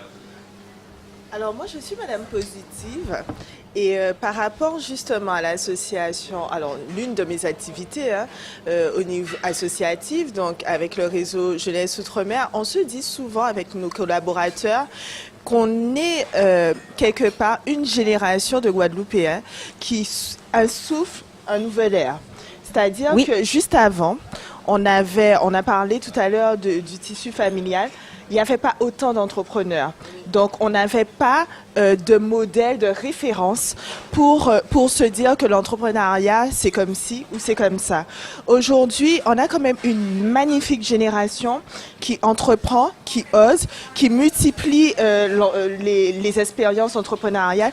Et je pense que les générations futures, notamment ma fille, elle sera déjà dotée d'une elle aura expérience. pas la même éducation. C'est pas la aussi, même ouais. chose. Elle partira pas de zéro, puisqu'elle aura sa mère qu'elle aura vue très jeune, ayant vécu une expérience entrepreneuriale. C'est une réalité. Ça fait partie de notre histoire, puisqu'on l'a répété plusieurs fois ce soir autour de la table. Juste avant, on était plus dans la sécurité, on était plus dans l'expérience salariale. Aujourd'hui, les choses tendent à changer. Aujourd'hui, nous sommes dans l'expérience entrepreneuriale, mais donnant le temps au temps, donnant à la Guadeloupe la possibilité d'évoluer avec cette expérience. Et je pense que toute cette discussion que nous avons aujourd'hui, tous les efforts que nous fournissons en tant qu'entrepreneurs aujourd'hui, les générations futures, en mon sens, auront moins de difficultés parce qu'il y aura déjà un terrain d'expérience. Ce ne sera peut-être pas les mêmes difficultés, mais il y aura déjà des repères plus établis qui leur faciliteront quelque part la tâche. D'accord, alors tout à l'heure on disait oui on applaudit tous et j'espère que chez vous vous applaudissez parce que moi je veux voir aussi des gens qui applaudissent, bah ça c'est génial, on a un super plateau ce soir. Donc je suis très contente de cette émission, j'espère qu'elle vous plaît aussi et que vous apprenez surtout beaucoup de choses parce que c'est bien de dire que ça nous plaît mais si ça sert à rien, je serais très déçue et je me dirais que j'aurais perdu beaucoup de temps et que je vous aurais fait perdre beaucoup de temps et on sait que le temps c'est de l'argent et vous savez déjà qu'on n'aime pas perdre de temps chez Entreproms puisque on commence toujours directement dans le vif du sujet. Alors par contre tout à l'heure vous disiez que les jeunes ne se rendent pas compte que tout ce qui se passe autour d'eux, alors oh là là les plats qui défilent franchement, encore félicitations à ce restaurant hein, qui est justement où ce sont des produits locaux, des produits de chez nous, donc ça c'est une bonne chose aussi et c'est important, donc je suis contente de vous recevoir ici ce soir hein, pour ces super plats qui défilent. Donc on disait que les jeunes ne réalisent pas que tout ce qui est autour d'eux est en rapport avec l'entreprise. Donc en fait, quand vous allez acheter votre pain, c'est un artisan. Quand vous voulez faire votre maison, c'est un artisan. Mais aussi quand vous voulez acheter le poisson, hein, on est en train de manger là aujourd'hui, tout ça c'est de l'artisanat. Donc maintenant qu'on sait tout ça, maintenant qu'on a vu quelles sont les difficultés, qu'on a essayé de répondre à ces points. Donc on a vu qu'il fallait aussi se surpasser soi-même et être capable aussi de chercher l'information et ensuite de contacter les bonnes personnes pour avoir les bons accompagnements. Maintenant qu'on sait que pour le retour, oui, donc je reviens avec un diplôme, mais c'est pas parce que je reviens avec un diplôme que je tombe du ciel. D'ailleurs, moi je le sais, puisque maintenant, là ça va faire 11 ans que je suis revenue en Guadeloupe. J'ai commencé par marin-pêcheur, hein, donc voilà. Donc il fallait bien faire quelque chose. On a fait la première chose familiale, là pour le coup, on va dire traditionnelle même.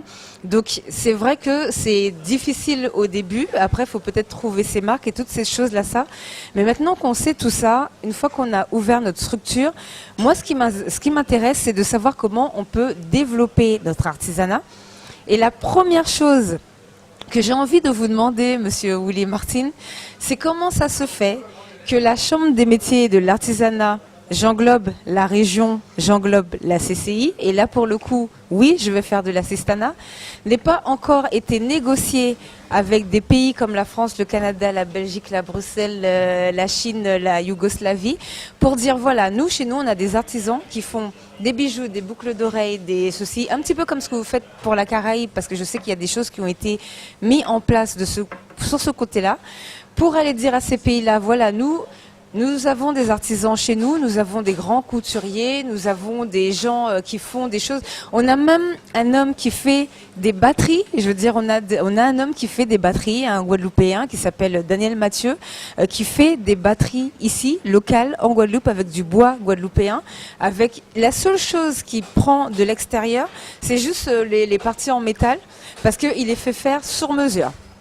Et c'est la seule chose qu'on ne fait pas en Guadeloupe. Mais il fait les batteries entières. Et d'ailleurs, les émissions, quand vous regardez les émissions telles que The Voice, la batterie de The Voice sur laquelle je joue, alors là, par contre, il ne faudra pas m'en vouloir. J'ai oublié le nom du musicien. En plus, c'est un grand musicien guadeloupéen. Je suis vraiment désolée.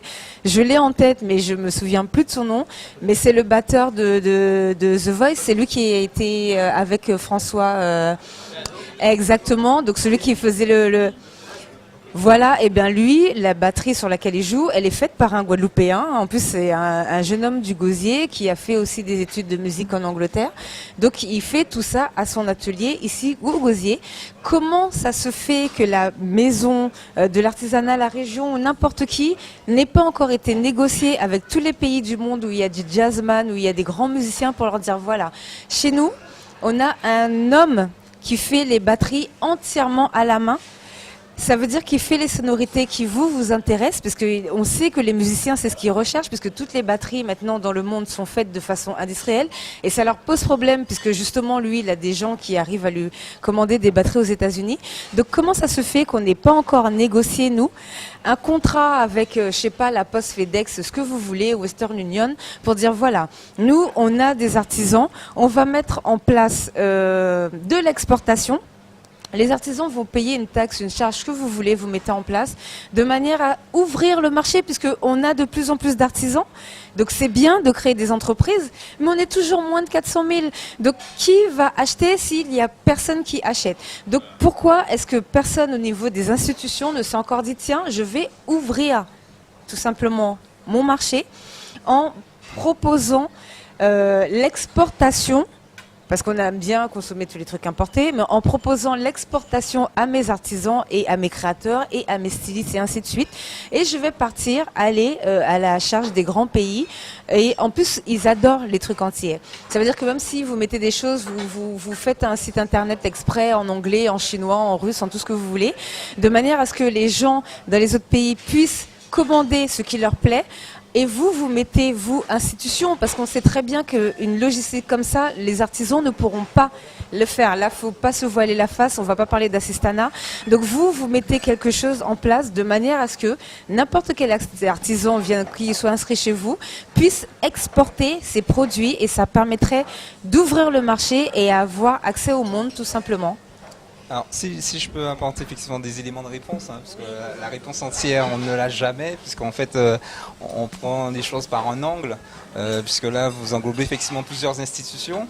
Mais de mémoire, je sais qu'il y a des tentatives qui ont déjà été effectivement initiées dans ce domaine-là, notamment il y a Guadeloupe Export qui existe et qui effectivement avait pour vocation effectivement de permettre à des niches d'entreprises effectivement d'aller vers ce... Et c'est pour ça que je vous ai cité tous, parce qu'il faut de la structure, il faut un poids pour aller négocier dans les pays et il faut un poids pour exporter les produits. Tout à fait. Ça veut dire que là, vous demandez à une entreprise de faire le travail d'un État, entre guillemets. Justement, là, je pense qu'un des prérequis effectivement pour justement permettre à un plus grand nombre d'entreprises, parce que c'est vrai, vous avez raison de le souligner, on a des talents dans l'artisanat, mais dans d'autres domaines également. On a plus de talents au mètre carré, excusez-moi de vous couper, mais c'est important de le dire, on a plus de talents au mètre carré ici en Guadeloupe, que je ne vais même pas citer la France, parce que tellement on en a en plus, ils sont hors jeu, mais qu'en Angleterre ou qu'aux États-Unis, si on parle du mètre carré. Ça veut dire de personnes chez nous qui ont gagné des concours internationaux, de comme Brother Jimmy D, à pas passer au cas des tout petits pays qui ne peut pas faire grand bitin, et ben c'est exactement ça. On a pratiquement un Guadeloupéen sur 5 qui a réussi ou qui a des diplômes de quelque chose, qui a eu un prix dans un pays ou qui a créé quelque chose qui ne se fait pas ailleurs. Tout à fait, et l'actualité effectivement nous le démontre tous les jours, sans citer effectivement, mais moi je pense qu'il faut effectivement une réelle volonté politique derrière. Quand on parle de volonté politique, bien souvent effectivement ça veut dire que derrière il y a des groupes d'entrepreneurs, des lobbies, merci, qui vont pousser et qui vont effectivement faire qu'on ira dans une direction qui est celle qui a été décidée effectivement par le groupe d'entrepreneurs. Donc en fait, il faut commencer par le début. Il faut effectivement que les entrepreneurs arrivent à se fédérer entre eux, alors soit par secteur d'activité, par métier, pour permettre effectivement que les choses s'organisent autour d'eux et pas l'inverse. Voilà. Tout à fait d'accord. Juste pour rebondir par rapport à ce qu'il dit, en fait, être entrepreneur, on va prendre un exemple. Excusez-moi de prendre des exemples. On va prendre un des exemples des plus gros groupes. Ici, GBH, il n'a pas attendu sur nous. Qu'est-ce qu'il se passe? Il se passe que tu as 50 000 euros en banque, tu peux avoir 100 000 euros. Mais le but, quand tu crées une société, une activité, c'est qu'elle soit duplicable. Ça veut dire que tu dois avoir une ambition internationale. On est sur un marché de 380 000 habitants. Les gens sortent de France pour investir en Guadeloupe, mais nous en Guadeloupe, on ne voit pas qu'il y a exactement en Guadeloupe. Donc, il y a un problème de réseautage, un problème de confiance. On a plus confiance en une société, en une marque qui s'appelle, je sais pas moi, McDonald's ou autre, excusez-moi. On a plus confiance en des marques étrangères qu'en des marques de Guadeloupe. Donc en fait, il faut arrêter de penser aux institutions, il faut arrêter de penser aux autres, il faut se dire, ok, je suis un entrepreneur, combien j'ai en poche, qu'est-ce que je veux, combien je veux avoir au final, et surtout avoir un business qui est réalisable, duplicable dans le monde, et avoir de l'ambition. Et ensuite, avant de pouvoir acheter les tables et les chaises de son restaurant, et de dépenser toute son économie, avant de le faire, proposer un business plan prévisionnel réel, aller voir, être éligible aux banques, mais se renseigner sur quelles sont les institutions d'accompagnement. Mais si dès le départ, tu as un business qui n'est pas duplicable et tu attends sur la Chambre des métiers, tu attends sur la CCI, tu vas voir la CCI, c'est 15-20 minutes et je peux te dire qu'ils ne vont pas remplir le dossier pour toi. Donc, normal. Accepter que tu es un poissonnier, un artisan et que tu n'as pas la compétence de rédiger des dossiers. C'est normal. Ensuite, Nous, C'est pas ce que je dis. quand on Moi, a... je parle d'un artisan qui fonctionne, un artisan qui a fait toutes ses affaires lui-même. Mais Je faut pas parle attendre- de l'ouverture il du faut pas marché attendre sur au niveau la de chambre sa des métiers, clientèle. parce que sinon c'est fini. Parce que dès que tu attends sur la chambre des métiers, tu es sur quoi? Pourquoi je Tu es parle sur- de la chambre tu des attends sur une métiers institution politique. Non, pourquoi je Et parle de la politique, ça chambre veut des dire avoir un métiers nom. et pourquoi je les ai nommés tous? C'est parce que le fait que ce soit des institutions, ils ont un poids politique pour aller négocier à l'étranger. C'est pas, même si les artisans se réunissent tous en Guadeloupe, c'est pas tous les artisans qui vont se réunir qui auront le poids pour aller négocier un marché, par exemple en Chine. Même en France, ils ont fait l'Europe parce que tout seuls, ils n'y arrivent pas. Donc c'est comment nous on fait aux Antilles. Ça veut dire s'il faut voir aussi avec la Martinique, en nous aller, comment on fait pour ouvrir notre marché de manière à ce que nos artisans puissent exporter leurs produits. Parce que notre marché, à nous, il est saturé. On aura beau parler 100 ans, on ne sera pas 1 million d'habitants demain. Il faut qu'on apprenne à Donc se il faut connaître. qu'on trouve 1 million d'habitants quelque part. Et ce quelque part, il est à l'extérieur. Il n'y a pas d'autre possibilité. Il faut qu'on apprenne à se connaître déjà. Pour pouvoir travailler ensemble, il faut qu'on apprenne à se connaître. Donc déjà, entre nous, organiser des événements comme celui-là ou autres, il y a tellement d'idées. Et nos voisins de la Martinique commencent déjà par aller en Martinique. Il y en a beaucoup qui ne sont jamais allés en Martinique. Allez voir, allez briser un peu les tabous. J'ai vécu 9 ans là-bas. J'ai beaucoup d'amis, de très bons amis de là-bas. Ma belle famille est de là-bas. Et je fais du business avec la Martinique. Et je suis très content. Alors, Et ça commence déjà là. je me permets de te couper et j'en suis désolé d'avance. Non, il n'y a pas de souci, Lionel. Si j'additionne la Guadeloupe, la Martinique, la Guyane, t'es 1 million, on les a. D'accord? Maintenant, Sur ce point, je suis il y a d'accord. une chose qui est très importante. Réussir d'abord chez soi avant de réussir ailleurs. Celui qui vient juste de C'est pour faire... ça que je parle d'exportation là. Oui, mais d'exportation, moi je suis en plein dedans, clairement. Et donc c'est pour ça que c'est un sujet qui m'intéresse. Quand on parle d'exportation, on exporte quoi, quand, à qui et comment? Et c'est le comment. Aujourd'hui, tu as des sociétés qui sont seules et pas des États, qui arrivent à exporter des produits, les prendre ailleurs et les exporter partout dans le monde. Je prends l'exemple d'Amazon ou ce genre de choses qui se démerdent. C'est pas un État, là on parle d'une société. À moins que nous soyons à l'échelle d'une multinationale, si on reste sur la petite et moyenne entreprise, il faut adapter le marché. Je crée un produit de qualité et je sais que on ne le fait pas ailleurs, c'est pas grave, je le vends plus cher. Je suis confiant de mon produit, je sais ce qu'il vaut, je sais ce que c'est, je le vends plus cher, tu le veux, eh ben c'est tant de plus pour que je puisse, et si tu veux même, je viens le livrer chez toi. Il faut on doit éduquer son client aussi. On peut pas rester constamment dans la plainte et dans la victimisation. Quand je dis ça, Je c'est un suis peu d'accord, fort. mais c'est pas une plainte. Ce que je dis, c'est un vrai problème de poids économique au niveau de... Alors, je suis désolée, je parle la bouche pleine en plus, parce qu'en plus, on est dans un restaurant, voilà. Donc, désolée. Mais c'est pas ce que je dis. Je suis entièrement d'accord avec ce propos-là. Moi, ce que je dis, les artisans qui vendent des boucles d'oreilles, ils auront beau faire tous les marchés de Guadeloupe, même si chaque Guadeloupéen achète une paire de boucles d'oreilles, ils vont pas racheter la même paire de boucles d'oreilles la semaine d'après. C'est comment ouvrir le marché. C'est sur ce point-là que moi je parle. Ouvrir le marché, ça veut dire mettre en place des exportations de nos artisans à nous, comme par exemple le batteur, vers le reste du monde. Alors, Rapidement avant la publicité et après d'accord, on va ben, revenir je pour vais en donner finir des de parler. exemples. Il y a plein de trucs qui sont mis en place quand on regarde la foire d'exposition à Paris, par exemple. On a la possibilité d'aller exporter les trucs. Simplement, il faut se lever un peu tôt et dire bon bah tiens, cette année j'ai envie d'y aller. Je m'y prends 8 mois à l'avance. Je prépare mon stand. Je vais payer tant. Je vais sans doute demander une aide. Il y a plein d'artisans qui le font, mais pas assez en fait, parce que du coup, moi quand j'y vais, quand on doit représenter par exemple la Guadeloupe, je vois une ribambelle de gens qui viennent du sud et qui proposent nos produits à nous. Et là, je me dis, mais bravo les gars, qu'est-ce qu'on fait en fait? Mais pour rebondir, je donne mon exemple à moi. Aujourd'hui, par exemple, si je fais un box d'épices, il suffirait que dans mon packaging, je mette, d'ailleurs, c'est même pas de la broderie, hein, je l'imprime, un peu de madras en bas, je l'envoie à l'étranger, je le fais payer 5 balles plus cher. Il est où le problème? Quand est-ce que je vais demander à quelqu'un mais comment je fais pour envoyer mes produits à l'extérieur? Je livre au Kazakhstan, à Londres, en Suisse, et je n'ai jamais demandé à une institution comment je fais. Alors, évidemment, ça coûte cher, mais mon prix, comme tous les gros fonds, je le répercute sur mes clients. C'est aussi simple que ça. Même si Je alors, comprends, oui. Même si effectivement, là il a cité effectivement la foire de Paris, La Chambre de métier en Aide partenariat beaucoup sur avec ce la région point, on est d'accord. accompagne effectivement des groupes d'artisans. Tous les ans effectivement, d'ailleurs, ça faut, tous c'est les ans, important de effectivement, le à dire Foire de aussi. Paris et sur d'autres foires également, par exemple la foire de Nice, etc. Mais effectivement, c'est pas suffisant. Et c'est pour cela que je disais tout à l'heure. C'est pas suffisant pour ouvrir le marché. Si pardon. on souhaite effectivement ouvrir le marché à certaines niches effectivement d'activité, il faut derrière effectivement que ces entrepreneurs arrivent à se fédérer et trouver effectivement des voies, effectivement et des moyens, mais qui vont forcément se répercuter sur le client. Donc même si le pouvoir public effectivement va aider, va assouplir peut-être parfois certaines règles de fiscalité ailleurs pour pouvoir exporter, etc. Mais derrière, l'initiative, elle est celle de l'entrepreneur. Bon bah on va revenir sur ce dernier point juste après la publicité et comme ça on parlera avec un exemple concret qui est celui des agriculteurs.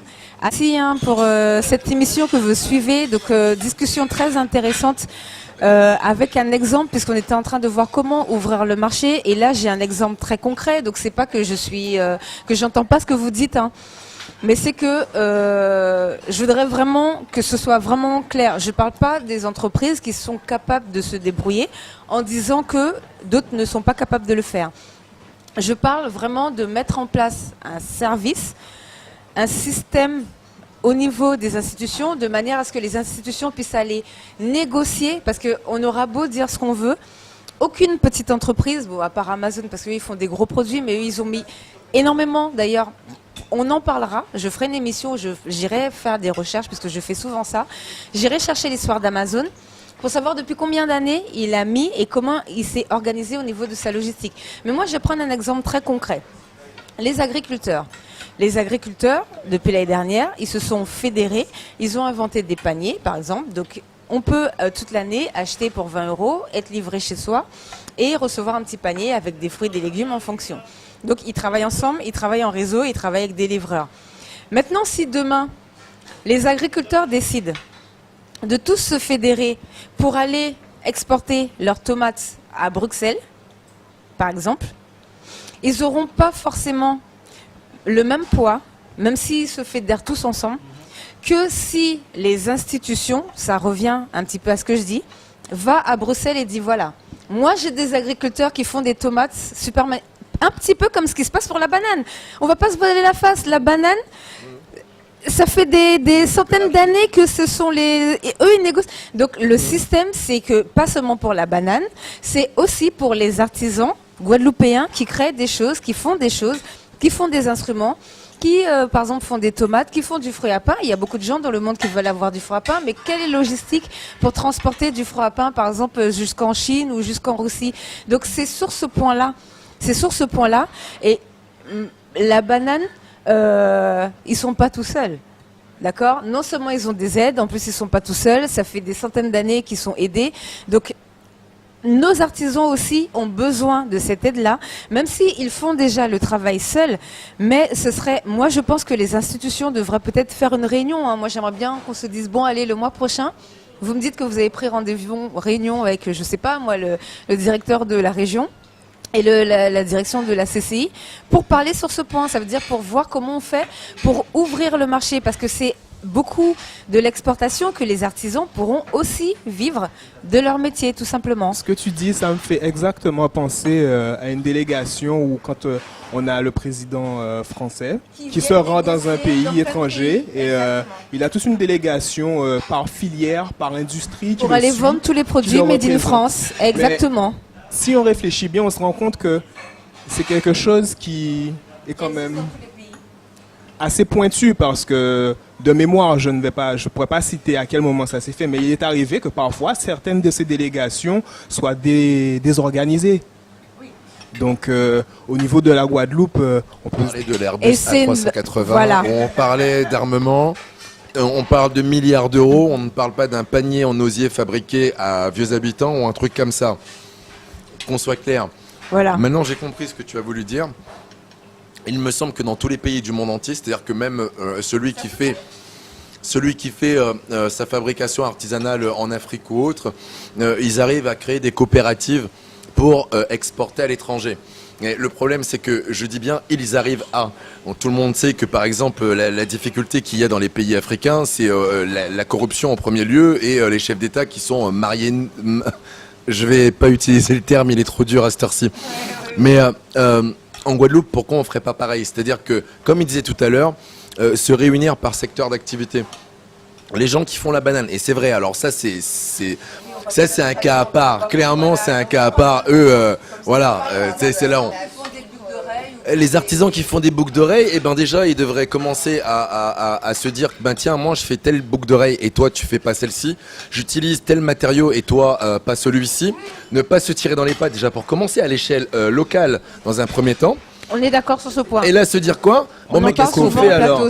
Est-ce que en fait, mais bien sûr, là, pour le coup, en fait, l'idée elle est simple. Moi, si j'étais à leur place, si on est une vingtaine, bah, il y a une vingtaine de personnes, il y a une coopérative, bah, on a une boutique déjà, soit sur Internet.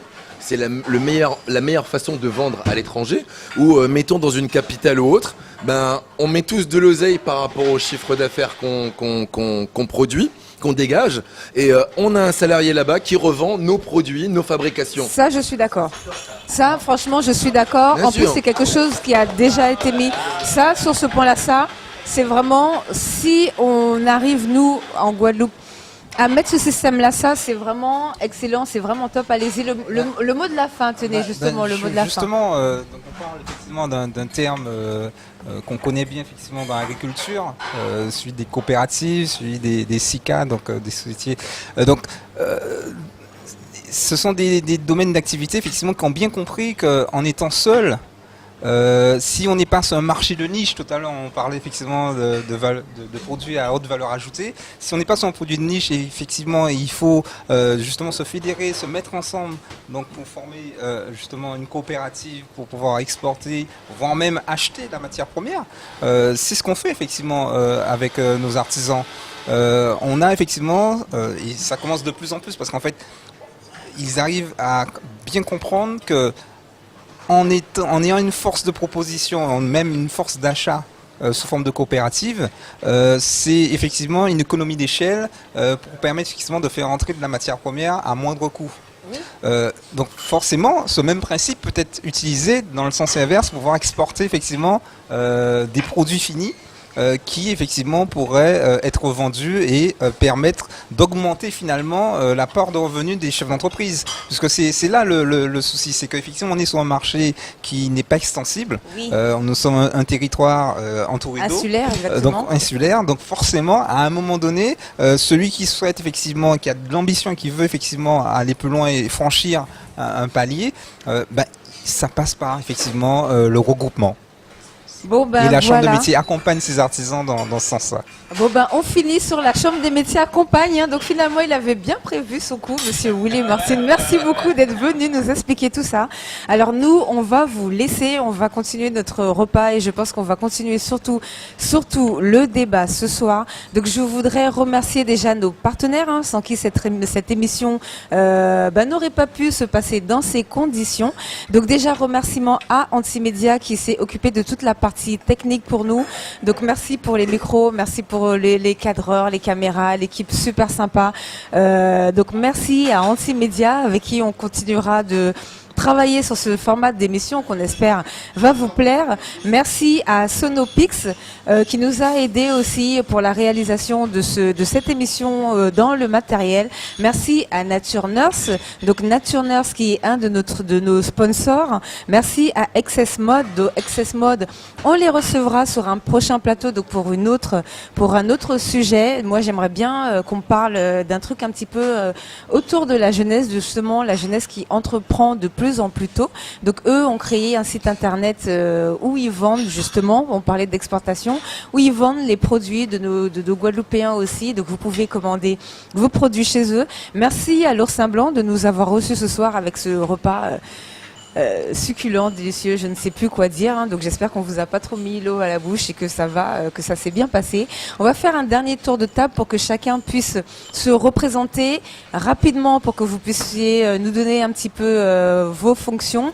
Et nous allons vous laisser. Et le prochain épisode de Entreprendre le Prime, hein, puisque forcément on se retrouve lundi en plateau sur Canal 10 à 16h, toujours avec nos invités, donc toujours pour parler d'entrepreneuriat, mais on n'ira pas aussi profondément dans le sujet, hein. Là c'est juste pour vous présenter un entrepreneur et pour vous présenter le parcours de l'entrepreneur, et on continuera comme d'habitude à vous faire découvrir des jeunes Guadeloupéens qui entreprennent, d'ailleurs même des plus vieux Guadeloupéens qui entreprennent, et toujours on reviendra forcément quand on est en plateau avec le Proms de la semaine, donc qui est le concept où on va chercher un Guadeloupéen qui a réussi quelque part dans le monde ou ailleurs, et on le présente à la population pour que vous puissiez voir tout ce que nous faisons. Et on a des Proms toutes les semaines, donc vous savez qu'on fait beaucoup de choses intéressantes. Donc je vous remercie pour le suivi de cette émission. La prochaine émission sera le dernier vendredi, hein, toujours le dernier vendredi du mois prochain. Et le thème sur lequel nous allons travailler, sur lequel nous allons débattre est la longévité des entreprises. Donc nous allons revenir le mois prochain sur ce sujet. Monsieur Yannick André, merci d'avoir participé. Merci Sabine pour l'invitation. Mais de rien, bonsoir. Bonsoir, oui. Merci Donc, beaucoup. Je me représente, c'est ça? Allez-y, pourquoi pas. C'est ce que vous avez dit. Allez-y, rapidement. Ben, écoutez, plutôt, je suis Yannick André, directeur du centre de formation linguistique IMLC, Intermédia Langue Caraïbe, avec pas mal de ramifications. Et nous sommes en fait des opérateurs qui permettent non seulement l'apprentissage, la pratique d'une langue étrangère, mais aussi l'immersion. Voilà. Donc merci pour votre expérience et merci d'avoir participé. Monsieur Kémy Seymour, qui n'a pas beaucoup parlé ce soir. Tout petit jeune, tout petit timide, non, c'est ça? Non? Alors allez-y, merci d'être venu déjà. Merci à toi de m'avoir invité. Alors, Avec Kémy plaisir. Seymour, alors technicien du bâtiment et créateur de la toute jeune société Guada Service. Voilà, donc c'est très important de voir que nos jeunes créent. Donc merci en tout cas pour cet exemple et j'espère que les autres jeunes vont suivre. Comme tout à l'heure, on va finir par vous, Monsieur Willy Martin, donc autour de la table, parce que je veux vraiment vous remercier d'être venu ce soir, parce que c'était quand même risqué, parce que vous saviez pas sur quoi, à quelle sauce vous alliez être mangé non plus. Donc merci d'être venu. Et donc alors à côté de vous, donc un petit rappel de Monsieur Jean-Philippe Ramassamy. Je tiens à remercier déjà Sabine, Canal 10, Antimédia. Ensuite, tous ceux qui m'accompagnent, c'est-à-dire Maître Del Vecchio en termes d'avocat, l'expert comptable Serva Vladimir et mon association qui est le Coin Entreprendre qui aide les entrepreneurs, les porteurs de projets à avoir des finances rapidement, à avoir une comptabilité, à avoir une assistance juridique à moindre coût. Et merci pour ce projet. Le but du jeu, c'est aussi de développer et de créer entre Antillais un premier réseau à l'international de Guadeloupéens qui est prêt à se promouvoir, mais surtout à s'éduquer en termes de comptable, fiscalité, URSAF et finances, subventions. Merci en tout cas, beaucoup. merci pour l'association que vous avez mis en place parce que c'est très important. Et si ça peut aider, remplacer, informer, donc on vous recevra en plateau pour en parler dans les prochains lundis, pour en Merci. parler plus amplement, avec plaisir. Merci. Alors, je suis perdue du coup sur ma fiche. Alors, Monsieur Lionel Laurando, donc merci Oui. d'être venu. Le petit mot de la fin. Merci pour ce moment de partage en fait avec toutes ces belles personnes autour de cette table. Merci à toi de m'avoir invité. Il y a On pas a de passé souci. un agréable moment et surtout en fait ça a été très enrichissant.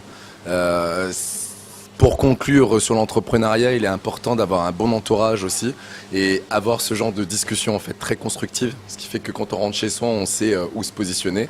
Donc je vous remercie pour ça. Je tiens à faire un petit coucou à Denis de l'Oursin Blanc. Je lui dis un grand merci puisque c'est lui qui m'a appelé tout à l'heure. Et si vous vous êtes régalé aujourd'hui, je suis d'autant plus content parce qu'il a cuisiné ses plats avec mes épices, donc épices vanillio. Et du coup, voilà, je n'ai plus rien d'autre à dire. Je passe le micro au prochain. Eh bien, moi aussi, je tiens à te remercier, Sabine, pour cette émission qui donne Elle a que de l'opportunité Merci, il n'y a pas de quoi. d'opportunité de rencontrer des entrepreneurs, on va dire, plus aguerris, puisque ça aussi, ça fait partie de ce qui permet de progresser. Et j'ai entendu beaucoup de partage d'expériences, des choses intéressantes. Attention. Heureusement que, enfin voilà, ça c'est fait. Et il y a aussi pas mal de choses qui me sont passées à l'esprit pendant qu'on discutait. On a parlé notamment de filières. Et il y a aussi ce qu'on appelle l'écologie industrielle qui sera à mettre en place. Et ça, c'est une des pistes de solutions qu'on n'a pas pu aborder ce soir parce que le thème était précis. Mais à l'avenir, je pense que ce serait intéressant de pouvoir aussi sensibiliser à ce genre, à ce Voilà. domaine d'avenir. Donc on a déjà plein d'autres sujets qui arrivent pour les prochaines émissions. Voilà. Ben moi, je continuerai également avec des remerciements. Sabine, merci à l'équipe de Canal 10, merci Antimédia. Donc Mélissa le Mondé cadrage, pour voilà. le petit rappel. Voilà, Mélissa Mondé, donc dirigeante de l'agence Wicom Caraïbes. Donc, comme je le disais au début, nous accompagnons essentiellement les professionnels, mais sans mettre de côté les particuliers ou autres organismes dans tous leurs projets de communication visuelle, afin qu'ils soient mieux vus pour mieux vendre. Donc, effectivement, ça en dit long. L'idée, venir avec son idée, c'est une chose. Repartir avec quelque chose qui correspond à ce qu'on veut, c'est autre chose. Donc voilà, c'est dans ce sens-là qu'on travaille. Et moi, je tiens à vous remercier tous puisque cet échange était très constructif et ça conforte encore dans l'idée d'entreprendre encore plus, d'avancer dans ces projets. Et je suis vraiment ravie ce soir d'avoir été présente sur le plateau. Bon ben merci beaucoup. Et l'avant-dernier mot de la fin à Madame Maëlle Félix Henry. Donc merci d'être venue ce soir. Et pour finir, parce qu'on n'a pas eu le temps de parler de la validation des acquis, et vous faites ça et c'est très important. Donc surtout pour les gens, pour le retour, puisque moi c'est ce que j'ai fait. C'est-à-dire que je sortais d'un poste que j'ai démissionné pour venir et j'ai fait une validation des acquis pour pouvoir avoir un diplôme équivalent. Donc je vous laisse expliquer sur le mot de la fin pour vous un petit peu ce que c'est aussi. Alors donc la VAE, effectivement, c'est une manière de valider un diplôme en mettant en avant son expérience professionnelle. Aujourd'hui, le milieu de la formation professionnelle évolue. Donc, vous pouvez, à partir d'un an d'expérience, valider n'importe quel diplôme, hormis ceux qui mentionnent, par exemple, dans le paramédical où c'est un petit peu plus spécifique. Mais en tous les cas, vous pouvez valider une licence, vous pouvez valider un master. Il faut juste monter un dossier. Et moi, justement, en tant qu'accompagnatrice VAE, je suis là pour ça, pour pouvoir aiguiller un candidat dans son parcours de validation, puisque bien qu'on pense que ce soit plus facile, ce ne l'est pas du tout, puisque ça demande une réelle concentration et avoir un accompagnement dans sa VAE, c'est très important. Donc, notamment au niveau de Communion Expertise, c'est un de nos champs d'accompagnement. Mais nous ne faisons pas que ça, nous faisons également des formations, donc soit en sous-traitance dans des centres de formation sur les thématiques qui nous sont à cœur, comme le management et la communication. Mais prochainement, nous souhaitons en 2020 ouvrir notre centre de formation sur justement des filières manquantes en Guadeloupe, notamment sur la communication digitale et la spécificité en communication sportive. Donc ça, on aura le temps d'en discuter une prochaine fois. Bon ben, je ne sais pas s'il y aura assez de lundis dans l'année pour que je puisse vous refaire tous revenir à une fois par semaine, là où... Je ne sais pas comment je vais faire, mais on va trouver des solutions. On va pousser le nombre de jours. Alors, monsieur, oui. Alors, monsieur Willy Marcin, déjà, merci encore une fois d'être venu. Et je vous laisse le mot de la fin pour clôturer cette émission. Quoi dire, c'est avec un grand plaisir en fait que j'ai pris part à cette tablée d'entrepreneurs. Hein. Je suis un peu le troublion de la fête de ce soir. Mais une chose est sûre, c'est qu'effectivement on a des notions clés qui ont émergé effectivement dans notre débat tout au long de la soirée. Ce que j'ai envie de dire, c'est que voilà. Un jeune créateur ici en Guadeloupe ou un chef d'entreprise, il a la possibilité effectivement de se faire accompagner correctement. Il y a des réseaux qui existent. Il y a les réseaux institutionnels, mais aussi il y a les réseaux associatifs. Donc il ne faut pas qu'il hésite effectivement à franchir le pas de ces structures et justement à prendre les bons conseils auprès des personnes avisées, puisqu'il y en a heureusement qui existent effectivement sur le territoire. Et ma foi, je vais laisser 2 adresses pour pouvoir nous joindre, nous, Chambre de métier et d'artisanat. Le siège à Basse-Terre. donc au 30 boulevard Félix Hébré, et au Rézé, nous avons l'antenne qui se situe effectivement au 30 avenue du Général de Gaulle. Adresse que vous pouvez retrouver sur Internet. Hein. Voilà, et un numéro de téléphone, le 05 90 80 23 33, et l'adresse internet effectivement donc du site web www.cmarguadeloupe.org. Voilà. De toute façon, au pire, vous tapez. Kenny, qui est juste à côté de moi, à voilà. se rapprocher de nous, puisqu'effectivement son projet est intéressant, et c'est un projet qui intéresse effectivement l'artisanat. Alors nous, par contre, on vous a tous entendus. On va suivre l'accompagnement de Kenny pour voir s'il a bien été fait. Et je vous assure que on a tous entendu. C'est pas tombé dans l'oreille de sourd, parce que justement, c'est ça le sujet ce soir. C'est voir quelles sont les solutions. Donc j'espère que nous avons pu apporter un élément de réponse. Merci de nous avoir suivis. À lundi. Au revoir.